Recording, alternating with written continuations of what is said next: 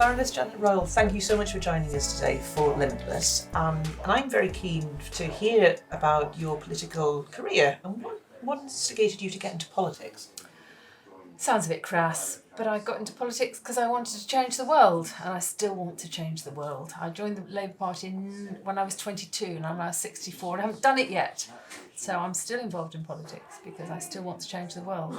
And interestingly, I'm now at Somerville College Oxford, as you know, and the banner across the top of our website is, if you want to change the world, come to Somerville. So I think I'm in the right place. You found a home. I found a home. Perfect. So that's a long career in politics, and I was looking through all of the roles that you've had in politics, and you've moved from the House of Commons and government and cabinet into the Lords. We see that there are many women leaving politics. Wondered if you could kind of share your thoughts and views on women politicians, and what is the environment like for women in that field? I mean, I was never in the House of Commons, but I served people who were members of the House of Commons. I think it's pretty ghastly to be an MP of either sex, or no gender at the moment. There's such distrust in politics, and you hear the people talking on the Clapham omnibus, they're only in it for their own sake, and they're not. The vast majority of politicians are really great people who are wanting to do things and change things in society. For women, I think it's especially difficult because of all the trolling, the death threat, literally death threats. I've got friends who have death threats all the time. I mean, it is obscene, but happily, I don't know what the figures are for the Conservatives, but in the Labour Party, 3/4 of candidates for our target seats are women.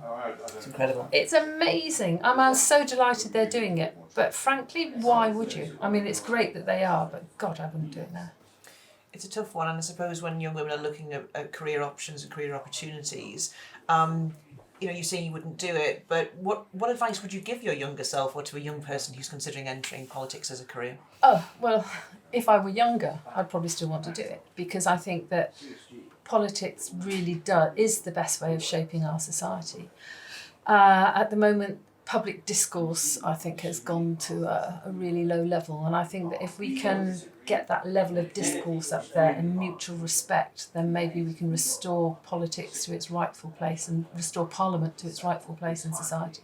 Understood. Now, I know you work an awful lot on setting policy and influencing education and women's rights and equality, etc. What correlation do you believe there is between women entering the workforce and economy and gender pay gap, etc.? How can that be positively changed? Well, I think it's a fundamental necessity that women are more active supported to be more active in the workforce at every level, the pipeline and leadership at the top, because the way in which women do business is quite different to the way in which men do business, and I think we need that differentiator. And there's empirical evidence now that having women involved in business, for example, changes the bottom line.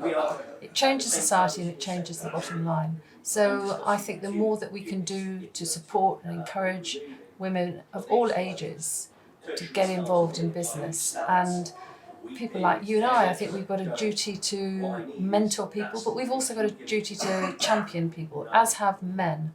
I think that women in business need a champion, somebody who's going to fight their case all along the line, and that can be a man as well as a woman. Yes, our role models can be male advocates as well as female advocates. And, as part of Limitless, we set the forum together for successful business leaders to come together, predominantly women, to share experiences and ideas and to help change the world. And I reflect on, my career has spanned 3 decades also. One of the reasons I think Limitless has a real role to play is change is happening, but it felt like it was happening too slowly. And I wanted to accelerate some of that change. You wanted to change the world. I certainly wanted to change, and bringing together that collection of like-minded women who come from different sectors to maybe be that force for change and force for good. How do you go about selecting mentors, and how do you go about presenting yourself as a mentor? Because you're a very busy woman. I've looked at everything you achieved, and how do you find more time to do this? I think you always find time for the things that you've got to do and for the things you believe in. So I mentor 1 or 2 women somebody who's political, somebody who works in the university. But I've just taken on 3 new mentors who are graduate students at the Blavatnik School of Public Policy. These are people who are going to really help shape what's happening in their countries. And so I've got a duty, I think, to do what I can to help them on their way. You've spoken a lot about influencing the future, and I think we can all align to that. Now, I know that you're also the chair of the People's History Museum, and that's reflecting a lot on past history. It's based in Manchester and a great organisation. How much of the past can help us inform and influence the future? I think we can learn from the past, and we can try not to repeat mistakes of the past, and we can learn from the strength of the past. But in terms of the future, the thing about the People's History Museum, I think the zeitgeist is with it at the moment. It's the National Museum of Democracy. And I think we've got to think more about what our democracy is, what it means, and how we can safeguard our democracy. Because I think in too many parts of the world it's imperiled at the moment. Scary times. Scary times. What do you think the future of politics is going to look like if more women do in the next election win seats, etc.? That's going to change the dynamics and the paradigm. What does that mean for? Because you said that women and men do business differently. What does that mean for the future of negotiation and policy setting? How do you think that might be influenced?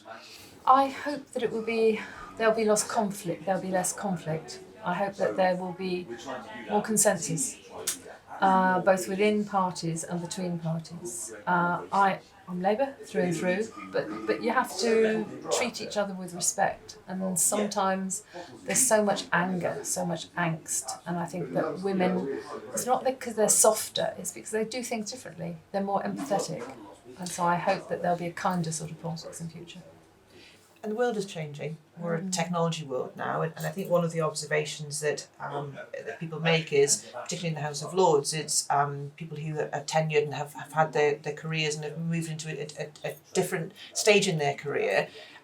Technology tends to be the prevail, not always, of a younger generation. When it comes to setting legislation and forming legislation, what are the pitfalls, or is there a gap between the knowledge that sits within in government at the Commons level and Lords level versus the fast-moving technology environment in which we work? Yeah, I feel that there probably is, because as you say, it's moving so quickly. But I'm sure that the civil service is doing whatever it can to get up to speed. And there are some fantastic young people in the Commons. There are some younger people in the Lords these days who are tech savvy. But I do think that in Parliament, both Commons and Lords, we've really got to get a better grip on the kind of regulatory framework, because AI, which is wonderful, but it's kind of scary because it's just going out there. And there is no framework to curb any excesses. And I think that we desperately need that. So I've been talking to lots of people about potentially bringing forward private members' bills to do something about this. I'm sure that the government will act, but just in case, we want to be vigilant. And that to be that proactive. We interviewed Sally Penny, barrister, in our last series of Limitless interviews, and she was talking about how legislation is slightly behind. It's not moving at a fast enough pace, and I think that we're all experiencing an industry that everyone is either catching up or is putting legislation and frameworks in place retrospectively, frequently after something significant has transpired. So with that sense of urgency, everyone is very focused on other political things going on. How does something like AI and technology frameworks stay at the top of an agenda? Well, I think people will understand that it has to be at the top of the agenda. And I think that many things that are happening in academia will ensure that it stays at the top of the agenda. In Oxford, for example, we're just establishing now a centre for AI and ethics, which is a much neglected area, I would suggest. And I hope that that sort of thing can influence government as well. But one of the problems, of course, is that there are no boundaries. So what we're talking about, we need more kind of intergovernmental talks about these things. And I fear that at the moment we're looking at it in a silo. And many of the sort of global institutions are being assaulted at the moment for various reasons.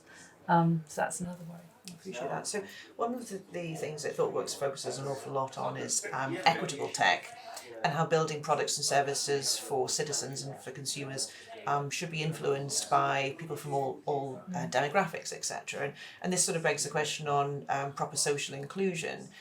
do we run a risk of isolating and alienating maybe the elderly population because they perhaps are less tech savvy, they haven't grown up as digital natives in that way? What is your view on how that bridge could be? I think there is a real risk there, but I think that in some areas now there's some great experiments whereby young people are coming together with older people, and there's a real need for that intergenerational relationship, and it can be mutually beneficial in so many ways. And one of the ways in which it can be beneficial is enabling older people to get to grips with technology and use that technology. It certainly can happen. I'll just share with you, my mother's 82, and we got her a Kindle quite recently, predominantly just to read books, and she's constantly on the web and looking at things, and that just does demonstrate this is a generation who've gone through more change, and we should not assume that they're not able to be tech savvy for sure. I think one of the problems with tech, though, and it has to be inclusive, I mean all ages and genders, but so much of the tech is dominated by men at the moment, and therefore it is perhaps serving the purposes of men rather than women. And AI, for example, there's a risk that things which look like men, that feel like men, and they're delivering for men, and we've got to really encourage more and more women to get into the tech industry. People like you, fantastic role models. Well, thank you, I appreciate that. But I'm certainly not alone, and I know that you and I have spoken before, as part of leading Thoughtworks within the UK, we champion women joining our sector.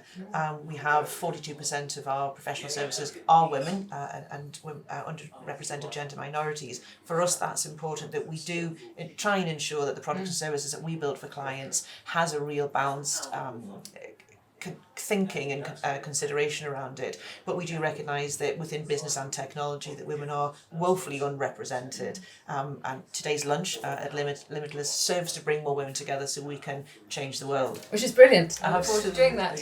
Baroness Royall, thank you so much for joining us today. Thank you, a pleasure.